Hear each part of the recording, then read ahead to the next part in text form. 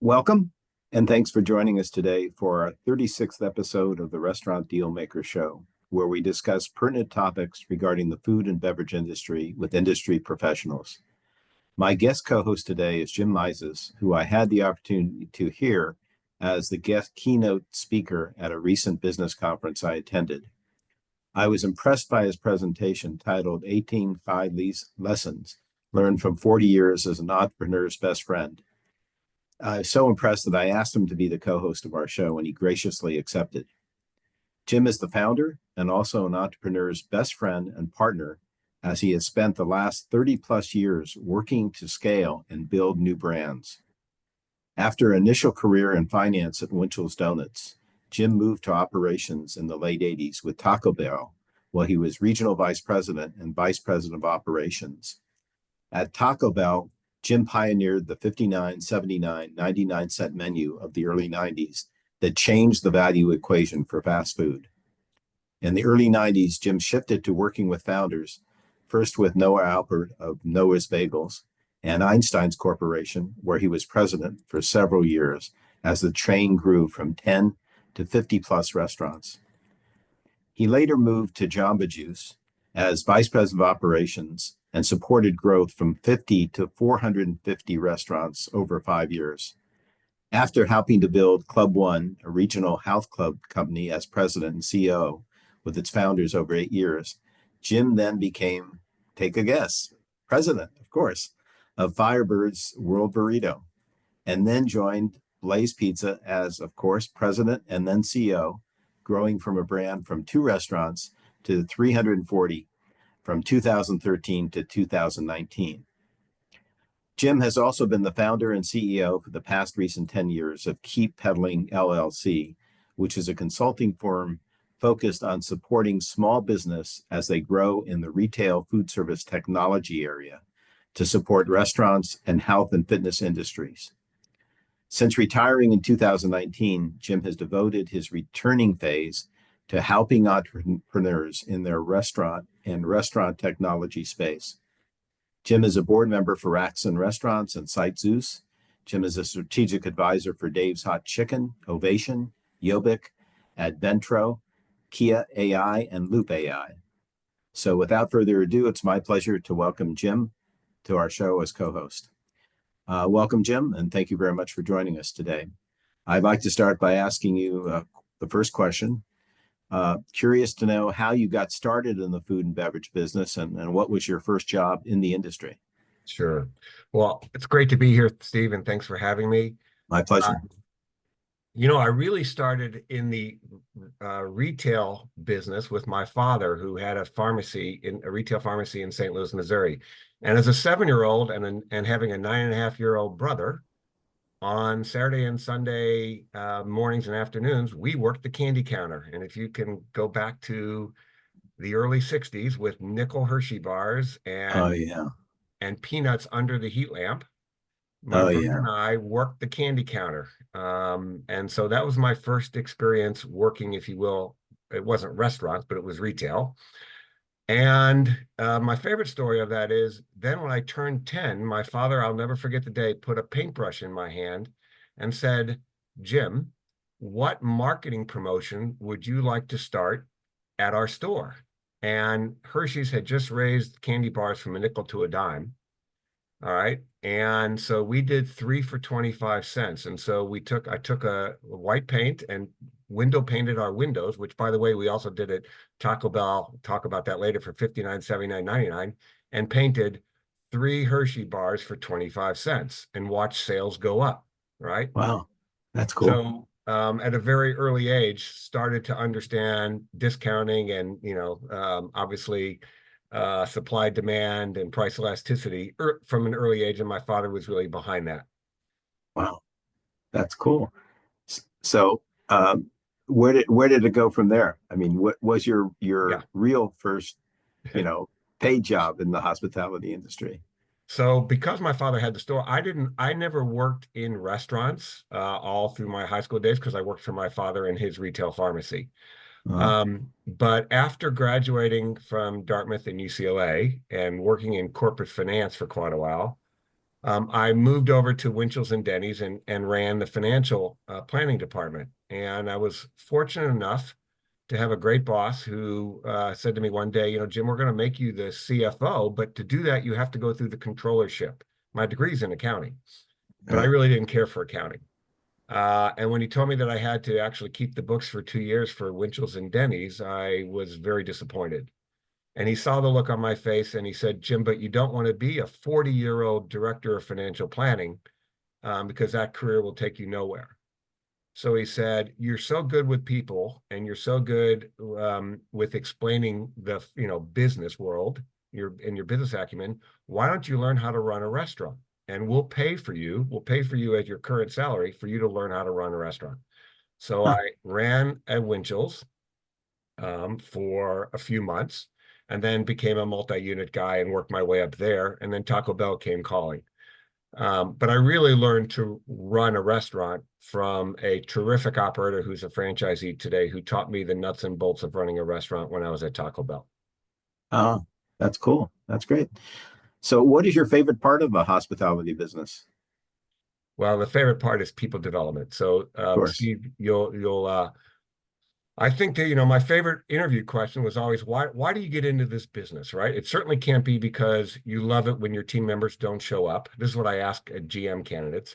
You can't love it because your sink backs up during rush hour or the toilets do or the POS goes down. Why are you in this business? And there's only three answers that you can give that are meaningful to me. Number one, you love to develop your team. Huh? Number two, you love serving guests. And equally as important, you actually love posting results on the scoreboard. And what I mean by that is not just the financial results. It can be your consumer guest satisfaction. It can be your employee retention, et cetera. But you have to want to see the numbers, improve upon them. And if you don't have those three things as the reason to be in the business will overtake you and you'll quit. Right. Yeah. It's all about people and service. Exactly. And yeah, I know, but I had situations myself as a customer. I've gone in, the food has been mediocre, but the service was so great that it just offset, the bad experience I had with the food, and returned to that restaurant because I had such good service. Exactly. And service is so important. And I know we always had a motto when we had our restaurants that the customer is always right. Because it's sometimes difficult to really grin and bear that at times because we both know that sometimes there are customers that are just outrageously challenging, but you just ought to get a smile and say, thank you very much. Please come again. Mhm. Yeah, but Exactly. that's the big part of the business is people. And I know my father was a very, very strong advocate of being real people oriented, and he would insist that nobody in the organization would call him other than Art, his first name. Right. He was just very adamant that he wanted to be on a first name basis with everyone, and he was just an incredible people person, and I learned a lot from him. And I always strive to live up to his personality, which is very difficult to do. I mean, that's what basically built his business. Anyway, what event or events have been most challenging in your career, and how have you dealt with those challenges? Yeah. Well, I would tell you, I think people are always the biggest challenge as well as the most amazing opportunity, right? Mm-hmm. But the challenge is always to find the right people who fit the role, as they always say, get the right people, get the right people in the right seats on the bus.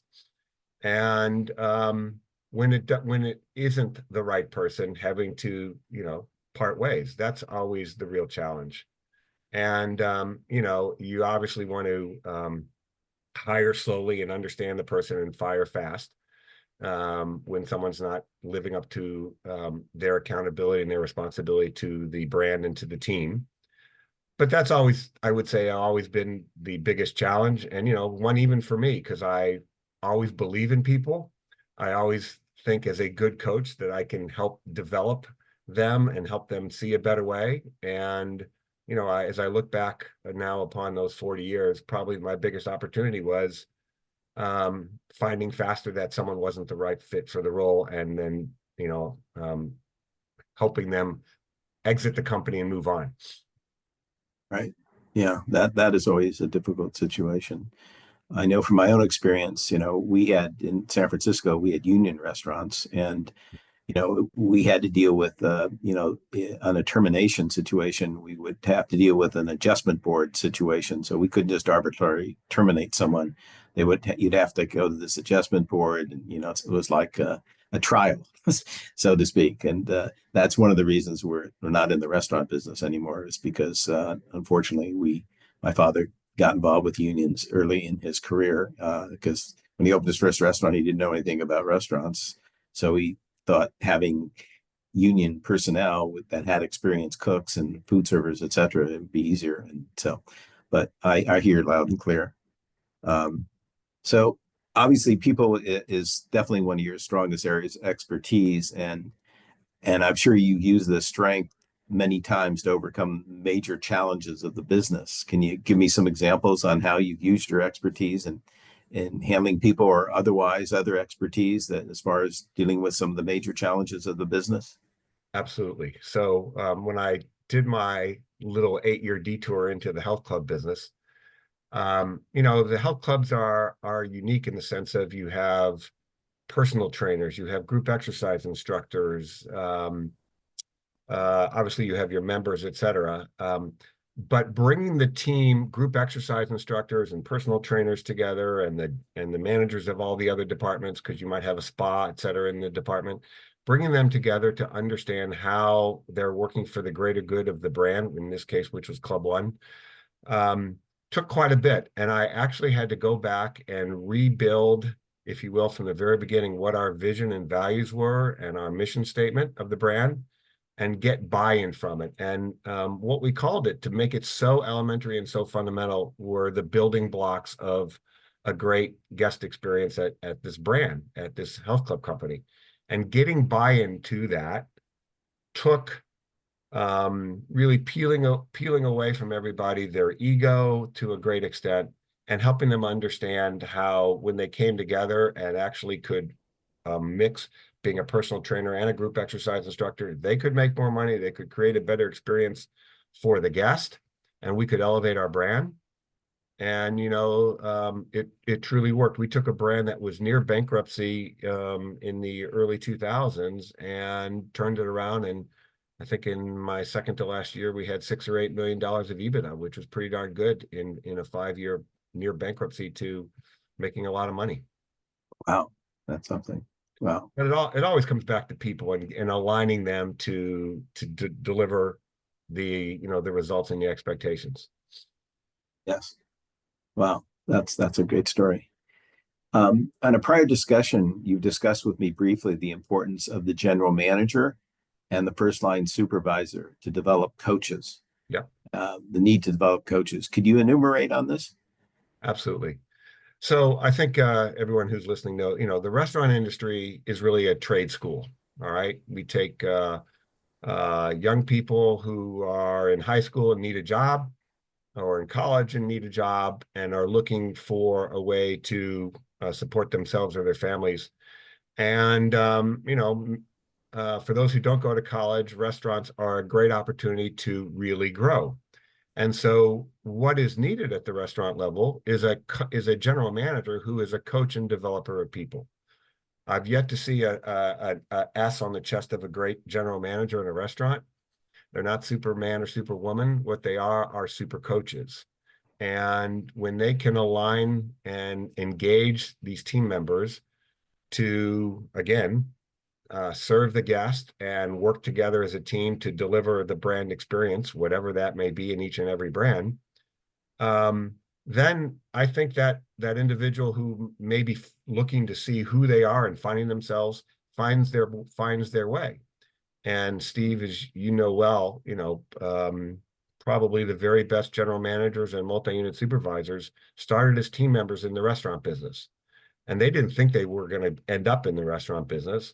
But what they found is they were good at serving guests. They were good at working with their colleagues. They got promoted into a supervisory role, and they saw that they could actually enhance the team, and that they enjoyed that leadership and the money that came with it. And lo and behold, again, to the greatest joy that there is from operating restaurants, it is in developing people and seeing someone go from hourly dishwasher or POS, someone who's running the cash register, to today someone who's COO or CEO of an organization in a restaurant business, and it happens all the time still. Yes, I agree with you. I know from my own experience, I started washing dishes when I was 15, and then, cooked for many years, and, food server, and then assistant manager, et cetera. And because of that, and because of other people that sort of followed that career path in our company, they turned out to be the most empathetic and most successful managers, because they've been through all the trials and tribulations of the jobs that they're now supervising, and so they have real empathy, and they can relate to the people, from their own past experience in doing those jobs. So I think, as you've indicated, the most successful, at least from my experience, has been the general managers. In fact, we had a program in our company. It was called Fraction of the Action. We took a page from Sambo's. I don't know if you remember Sambo's restaurants. Of course. Yeah. And the Battistones, they started Sambo's, and they had this great program where they would allow a manager to become a 20% equity interest in that restaurant.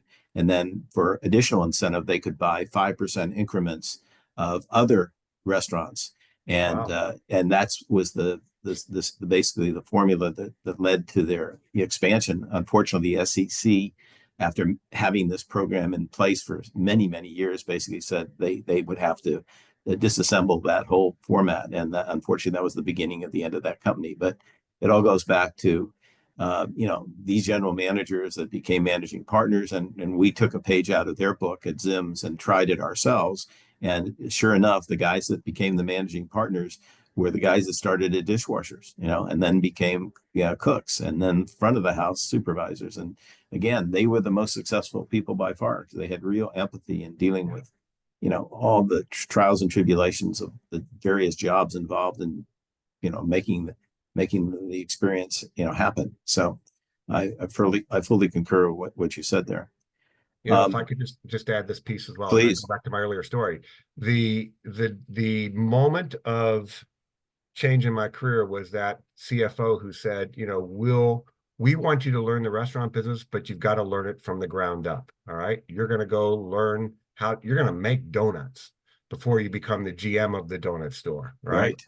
Right. And at Taco Bell, when I moved from Denny's and Winchell's to Taco Bell, I had to start again as a team member, then a general manager for 3 months, and a district manager for 6 months. And I worked in every role, and I'm so grateful for it today, because I don't think if you go into a leadership role in the restaurant business and you don't really understand the restaurant business and have worked it, I don't think you can relate well or understand what it is that it takes to be successful.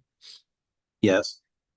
I met with a team, a husband and wife team, that own a couple of very successful restaurants in the East Bay, and they were telling me on how the attitudes have changed with the current generation of people that work in the restaurants. That they find that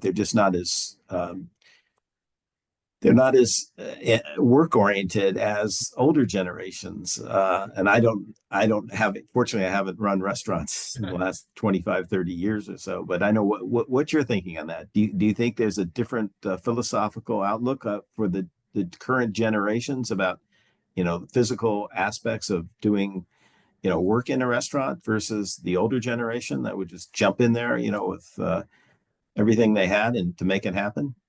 Well, I think that's a fair generalization, but with every generalization, of course, there's the exception. Yes. And as you mentioned, I'm an advisor for the fastest growing brand in the history of food called Dave's Hot Chicken today. Mm-hmm. And I get to attend their leadership conferences, et cetera. And I will tell you, the young people they have in that brand are so exciting and so positive and so good and work Oh, so nice. hard, Yeah. so that it gives me great hope to know that in the right environment with the right kind of leadership, I would disagree with that statement. All right. I would Okay. say perhaps in the wrong situation, that's a fair statement. But when I watch the training team and the new store opening teams of this brand, Dave's Hot Chicken, they're phenomenal, and they're the best I've ever seen, and they do it with such pride and professionalism, and they're all in their 20s, that it's really heartwarming and gives you great hope. That's good to hear. Yeah, I think maybe the reason for the negative input I got from these folks, they've been so immersed in the business for so many years that they're quite frankly burned out. And Yeah. maybe they just aren't as objective as they need to be in order to, run a successful team of folks. I think that's probably the underlying issue there. But anyway, but I concur with what you said. There are a lot of younger people that I see elsewhere that are very successful and work their butt off. So as a follow-up question, does a restaurant general, what does a restaurant general manager need to be successful? Great question. I think a couple key skills. I think first off is their ability to relate and connect to their team. All right, and communicate with them the expectations for delivering the brand experience.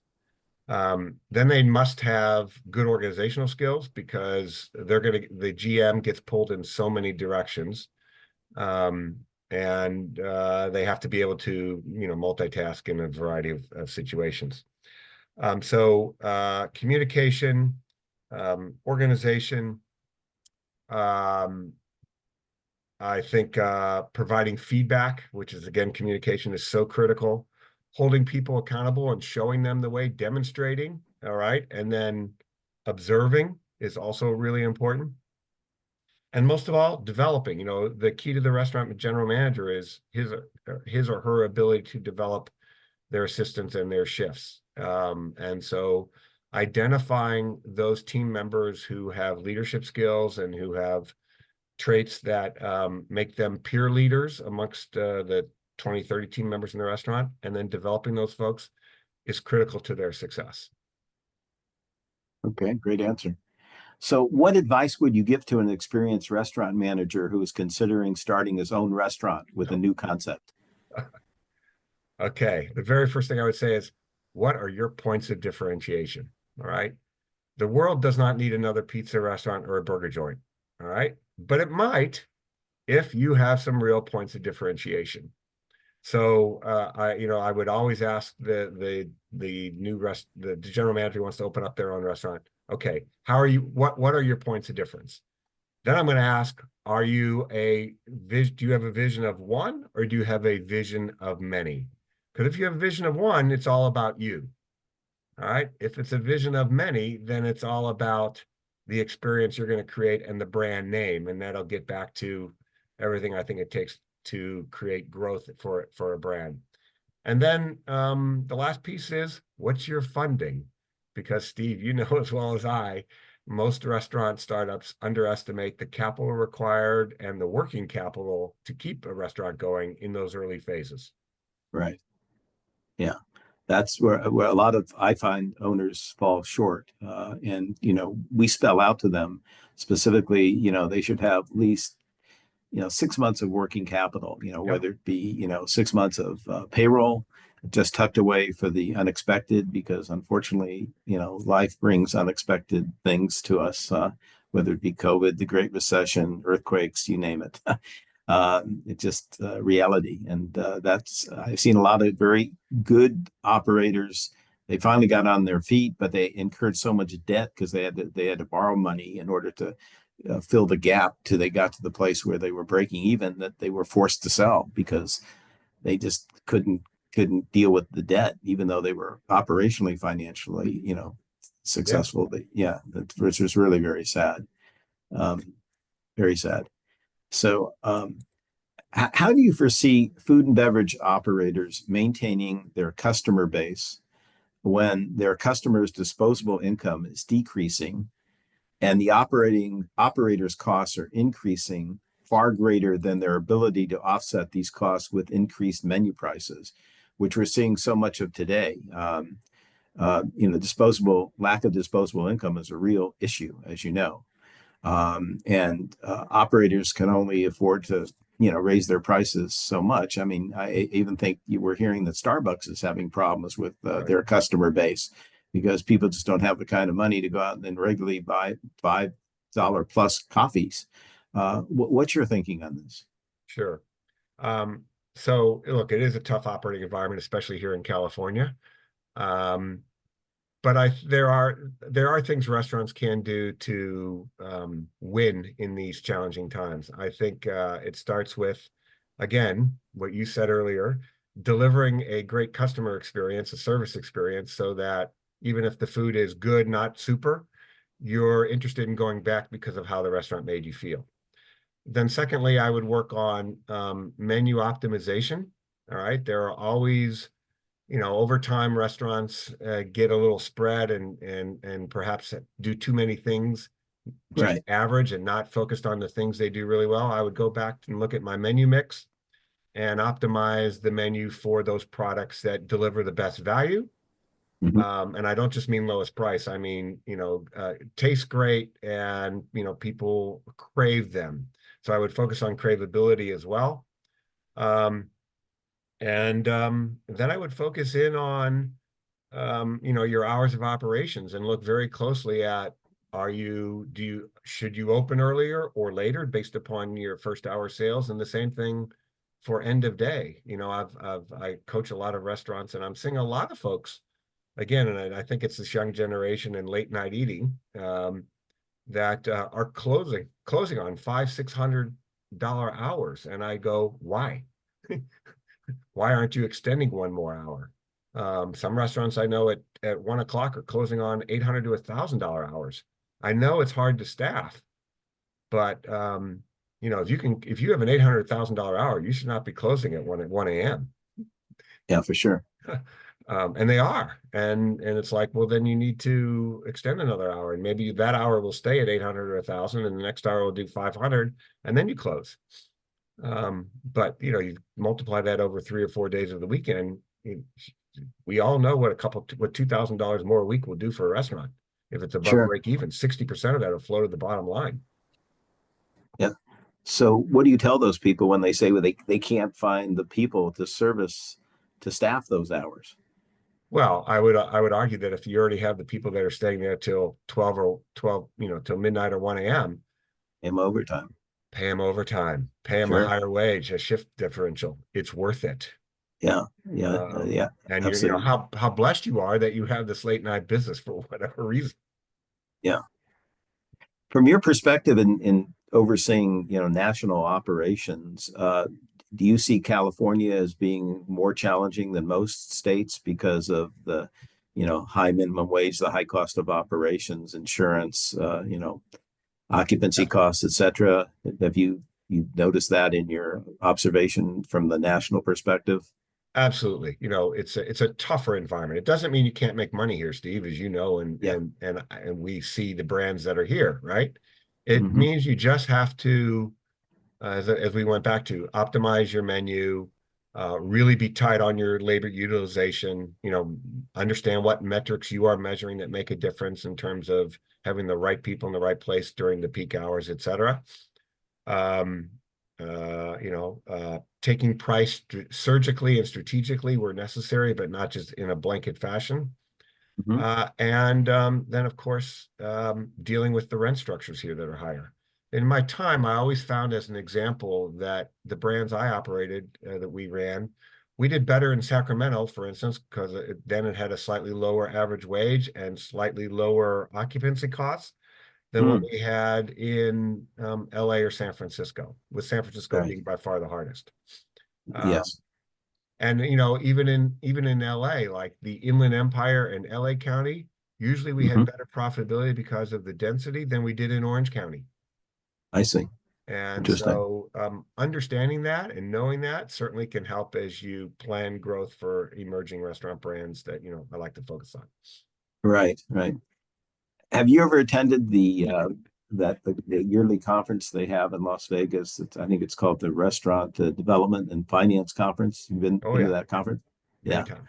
Yeah, I was a panelist. I was only there once, and I was a panelist on it with a group of brokers telling stories about how to deal with restaurant deals in different parts of the country. And the general consensus I got from that conference was that they almost looked upon California as being like a stepchild Yeah. to the rest of the country, because they seemed to say that although the volumes were strong, they couldn't make as much money in California because of the high operating costs, and because many of these chains were big public companies and they had to show earnings, you know, to their shareholders. They have a tendency not to be aggressive in expanding in California. Did you experience that at all from your I see experience? that still today, Steve, that there are Yeah. brands that start in the Midwest who think that California is impossible to operate in. And, I will say this, I think it's fear of the unknown, right? Because I've operated my whole life in California, and yes, there are challenges, but we've overcome them year in and year out.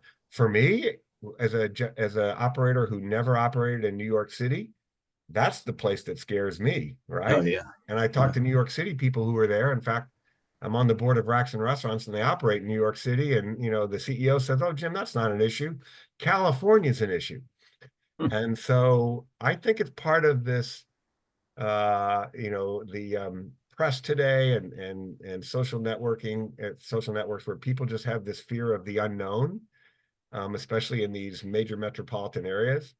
But I am familiar with a number of brands that started in Texas or the Midwest who say the last place they're going to is California. For sure. And I Yeah, go, well, they get the meal credit and the tax credit there, which is unheard of in California. right.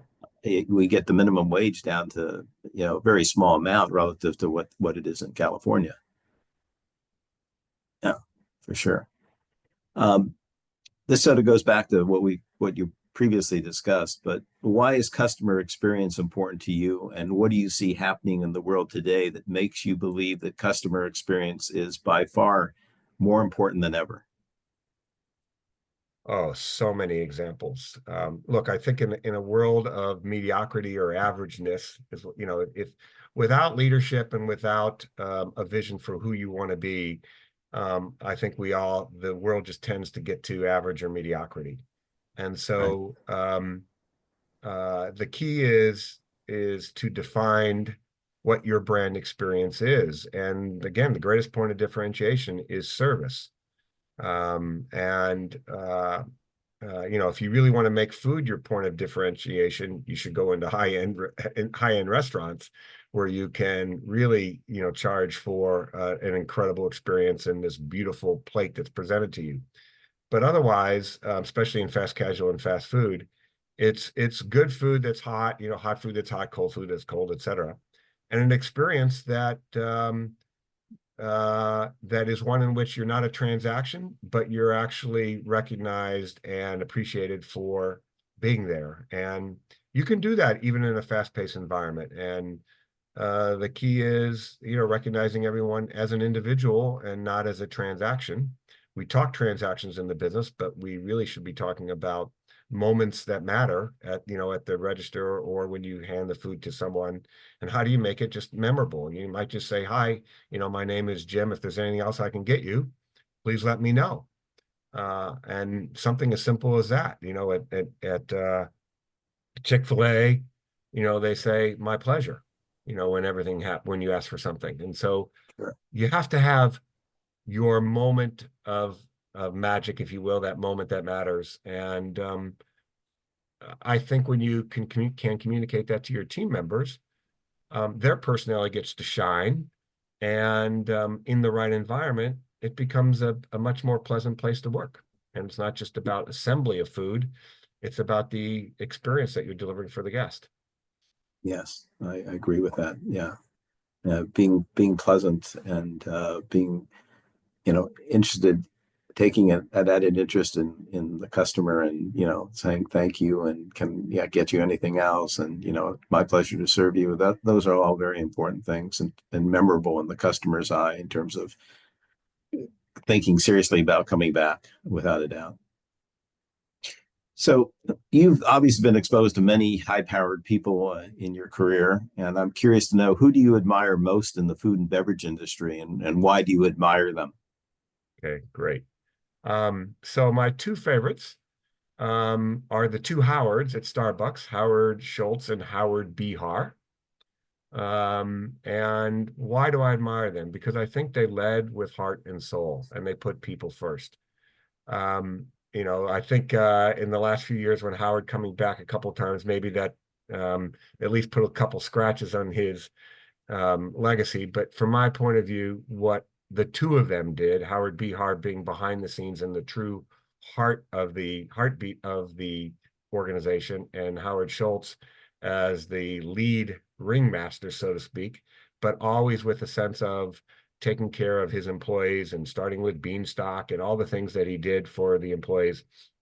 I think in the 80s, 90s, and early 2000s, led Starbucks to its greatness. So they're going to go through changes right now, but I think they really are fantastic.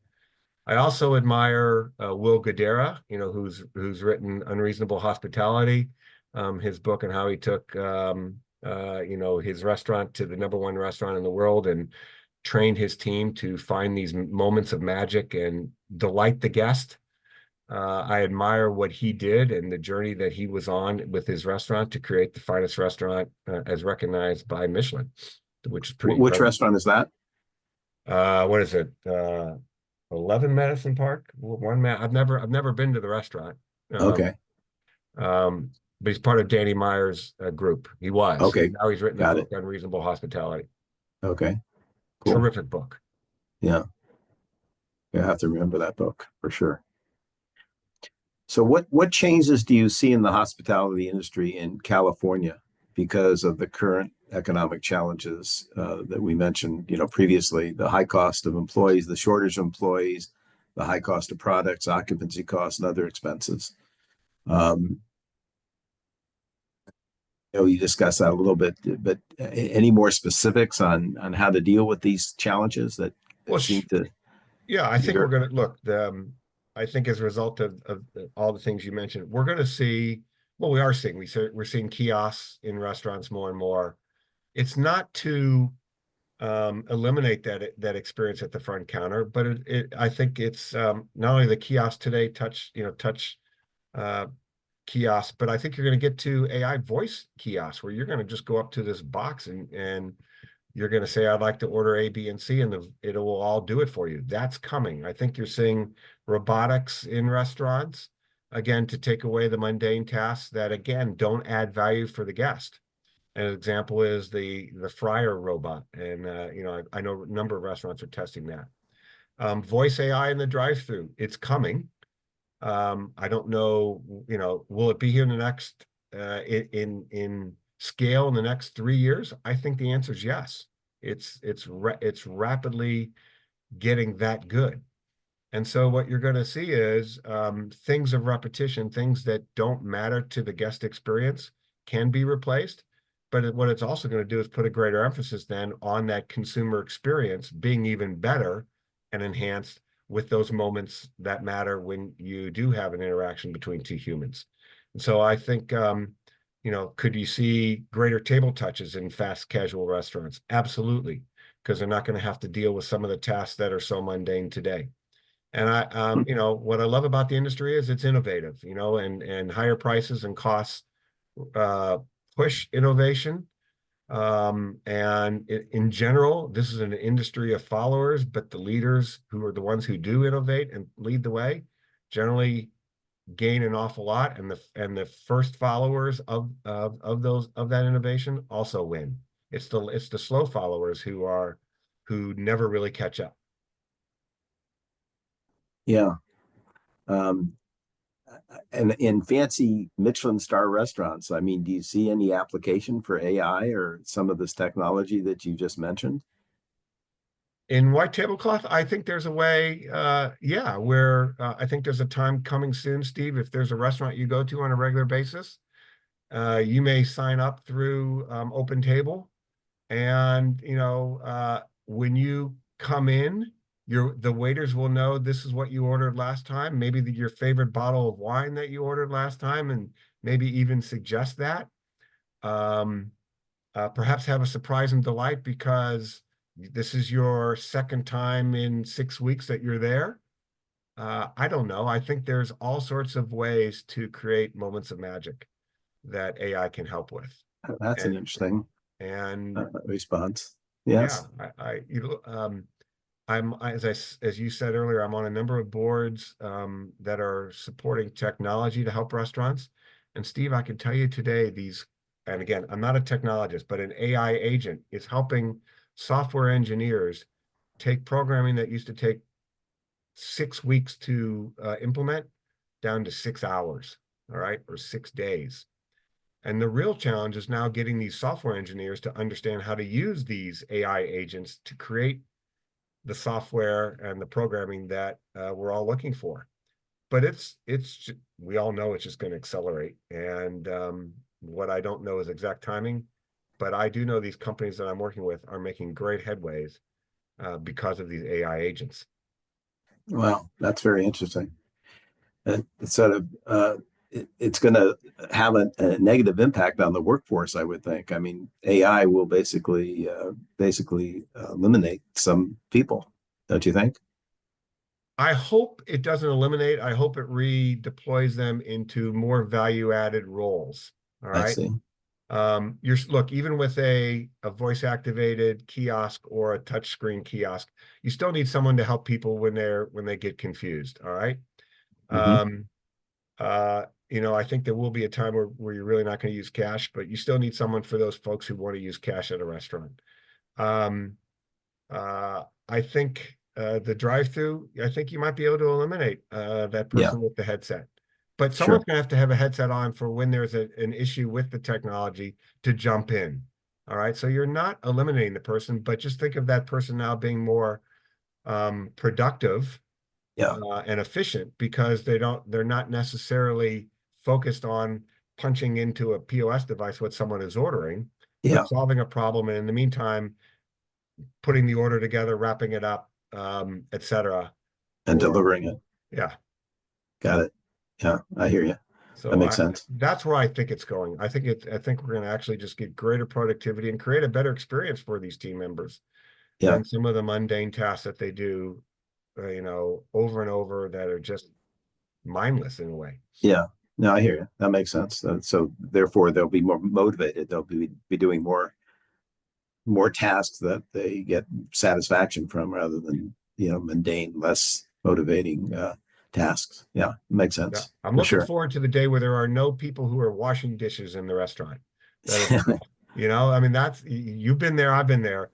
Talk about a thankless Yeah, task at the end of the yeah, day and throughout the day. yeah. How about cleaning the restroom? So they're gonna have a robot to go in there and flush out the toilets and Ah, clean the sinks and scrub the floors. I think that's coming in one day. Absolutely. That'd be nice. And I know in a number of higher volume restaurants today, they actually, at least at the end of the day, bring in a cleaning service so that Yeah, the sure. team that's been making food for 6 hours as they close down the restaurant at night don't have to do it at night.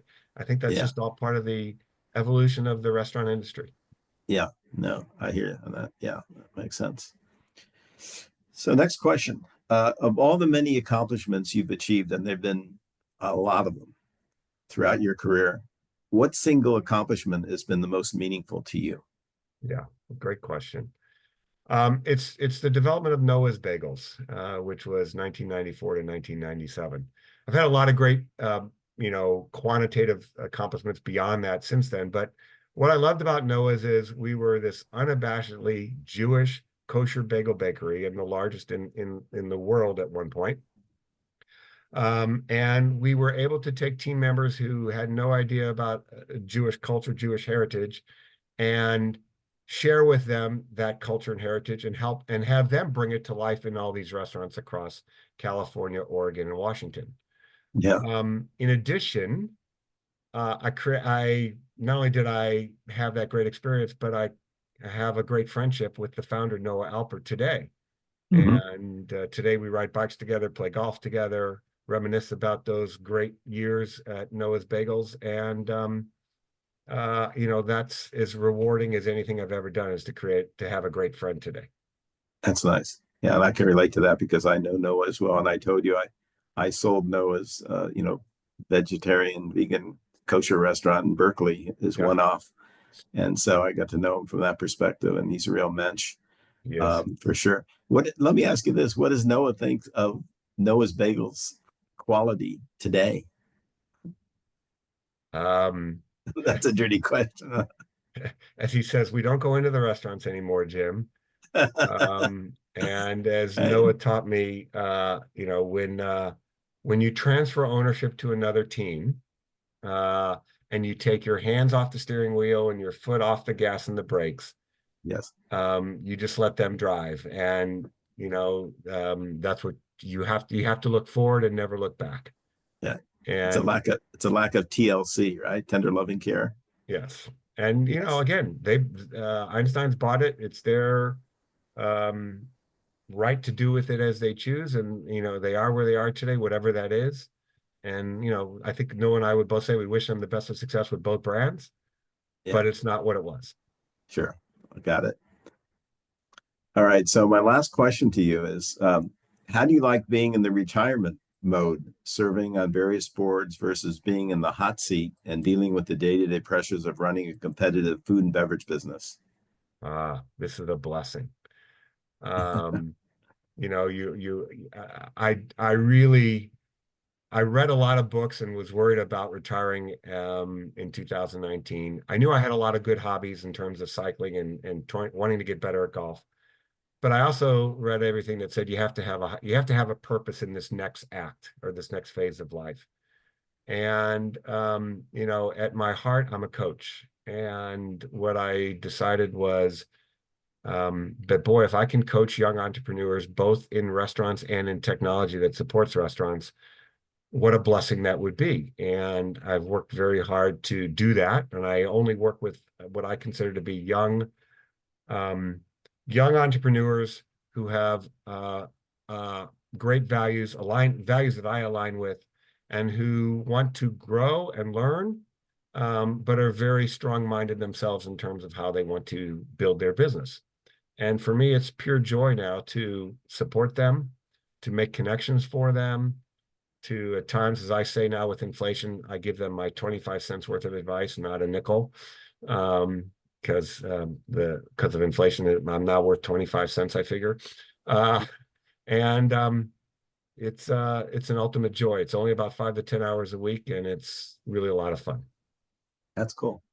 So if one of these young, great entrepreneurs want to get in touch with you, what's the best way they can do that? I would say if I don't know who they are and they're interested in perhaps learning more how we could work together, I would connect with me on LinkedIn to start. Okay. Um, and you can find me under JIM MIZES. Right. And I'm always interested and will take calls from young startups and folks who have a vision, have a dream, because there's nothing better than working with someone to help them make that come to reality. Very nicely said. Yeah, I very much appreciate your candidness and your forthright and very impacted conversation. And I think you've given some really real words of wisdom, I think, that will help people become better managers, better human beings. So I very much appreciate your time and for this very informative discussion. And I wish you best wishes for continued success in your retirement and consulting field. And it's been a real pleasure talking to you. Um, our future Dealmaker show co-hosts for 2025 include in March, Bob House. Bob is the president of Biz Buy Sell, which is the largest business for sale listing service on the internet. Bob is a proven results-driven leader with over 25 years of experience in product development, marketing, and general management within the software, media, and technology industries. And I know Bob personally. I've met with him and been involved with Biz Buy Sell on some panels at some International Business Broker Association conferences, and he's a real delight. And looking forward to having him next month.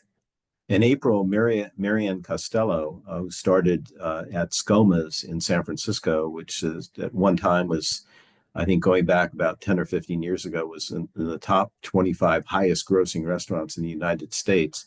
She started there in a menial position, worked her way up, and has been with the company for 40 years and is currently president of ScoMa's, who is having their challenges, the Fisherman's Wharf, as so many restaurants down there have closed as a result of COVID and the issues, unfortunately, that still exists in San Francisco. May, a very nice lady I met, her name is Jess Ziv Cool. She is the chef owner for 45 years of Fleet Street Restaurant in Menlo Park. She specializes in farm to table organic foods. And it's one of Silicon Valley's favorite restaurants since 1980.